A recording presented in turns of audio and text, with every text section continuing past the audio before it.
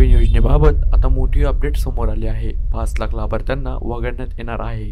कोण आहे ते 5 लाख लाभार्थी आपण या व्हिडिओच्या माध्यमातून जाणून घेऊया। व्हिडिओला कोणी नवीन असाल तर व्हिडिओ आपला जास्तीत जास्त प्रमाणात शेअर करा। आपल्या चॅनलवर कोणी नवीन असाल तर चॅनलला सुद्धा सबस्क्राईब करून टाका। व्हिडिओला लाईक केल्याशिवाय कोणीही जाऊ नका।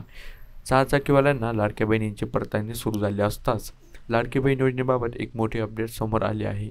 योजनेच्या लाभार्थ्यांना संख्येत मोठी घसघसरण झाली आहे।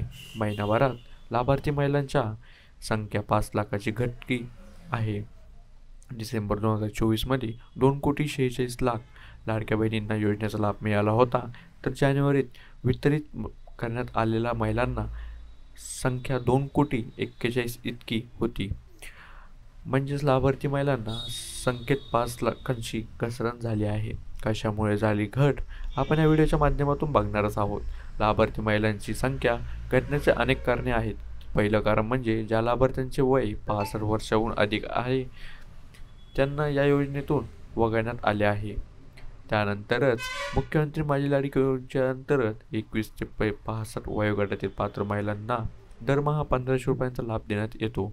तर दुसरे कारण संजय गांधी निराधार योजनेच्या अंतर्गत लाभ घेणाऱ्या महिलांना सुद्धा या योजनेतून वगळण्यात आले आहे। सरकारी योजनेच्या माध्यमातून दुहेरी योजनांमधून आर्थिक लाभ घेणाऱ्या महिलांनाही लाडकी बहीण योजनेतून वगळण्यात आले आहे। या योजनेच्या अंतर्गत या लाभार्थ्यांना मिळणार फक्त 500 रुपये। याबाबतच केंद्र सरकारने नमो शेतकरी महासन्मान योजनेच्या अंतर्गत लाभ घेणाऱ्या महिलांना योजनेचा लाभ घेत असल्याची माहिती समोर दिली आहे।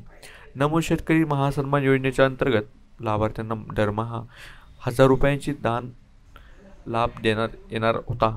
त्यामुळे अशा लाभार्थ्यांना महिलांना लाडक्या बहीण योजनेच्या अंतर्गत 500 रुपये देण्यात येणार आहे। कुणाची नावे वगळणार आहे त्यामागचं कारण म्हणजे ज्या महिला निकषात बसत नसतानाही योजनेचा लाभ घेत आहेत अशा महिलांना लाभार्थीची पडताळणी केली जात आहे। ज्या कुटुंबाचे वार्षिक उत्पन्न 2.5 लाखांहून जास्त आहे, तसेच महाराष्ट्राचे आदिवासी प्रमाणपत्र, आधार कार्ड आणि बँक खात्याची नावे न जुळणे असले, ज्यांच्याकडे 4 चाकी वाहने आणि सरकारी नोकरी असतानाही ज्या महिला योजनेचा लाभ घेत आहेत अशा महिलांना सुद्धा या योजनेतून वगळण्यात येणार आहेत। त्यामुळे मोठ्या प्रमाणात महिला लाभार्थ्यांचा या योजनेवर प्रभाव खूप पडणार आहे। 2100 रुपयाचा हप्ता महायुती सरकारनं विधानसभा निवडणुकीच्या काळात पुन्हा सत्ता आल्यास लाडक्या बहिणींना दरमहा 2100 रुपये देण्याची घोषणा केली होती। आता लाभार्थ्यांना महिलांकडून 2100 रुपये कधी मिळणार याची प्रतीक्षा लागलेली आहे। सरकारकडून या संदर्भात निर्णय अर्थसंकल्पानंतर होणार याची खात्री अजून समोर आलेली नाही। सर्व महिलांना हा व्हिडिओ शेअर करा आणि कोणाकोणाचं नाव वगळण्यात आलं आहे त्यांनी सुद्धा आपल्या व्हिडिओच्या खाली कमेंट करा।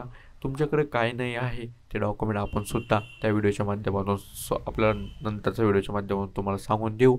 तुमचं सुद्धा नाव वगळण्यात आलं असेल तर आपल्या व्हिडिओला खाली कमेंट करून सांगा, त्यावर पण आपण एक व्हिडिओ चांगलाच बनवून टाकू। मित्रांनो, आपल्या चॅनलवर नवीन असाल चॅनलला लगेच जाऊन सबस्क्राईब करा, व्हिडिओला लाईक करा आणि कमेंट केल्याशिवाय कोणीही जाऊ नका।